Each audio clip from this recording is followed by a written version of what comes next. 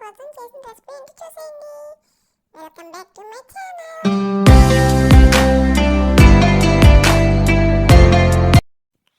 ఈ రెసిపీ చేయడం కోసం మా మమ్మీ అయితే ఒక పెద్ద తాటికాయని తీసుకుందండి. ఆ తాటికాయని ఇలా పైన ఉన్న గిప్పని తీసేసింది. తీసేసిన తర్వాత చాలా ఫ్రెష్గా ఉందంటండి. మా మమ్మీ చెప్పింది, నాకు తెలియదు.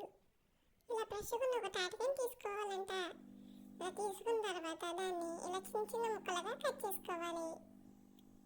కట్ చేసుకున్న ముక్కల్ని మా మమ్మీ చూపిస్తున్న వీడియో క్లిప్లో చూసిన విధంగా కట్ చేసుకుని ఇలా ఒక ఇడ్లీ పాత్ర తీసుకోవాలి.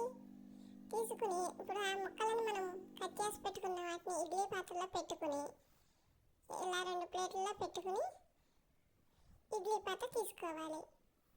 తీసుకుని ఇప్పుడు ఇడ్లీ పాత్రలో ఒక చిన్న టీ గ్లాస్ అంత వాటర్ పోసుకోవాలి.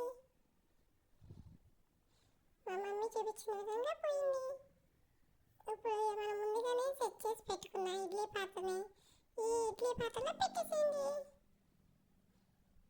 ఇలా ఒక 10 నిమిషాలు ఉడికిన తర్వాత బయటికి తీసేసుకుని చూస్తే చాలా జ్యూసీగా ఉందండి.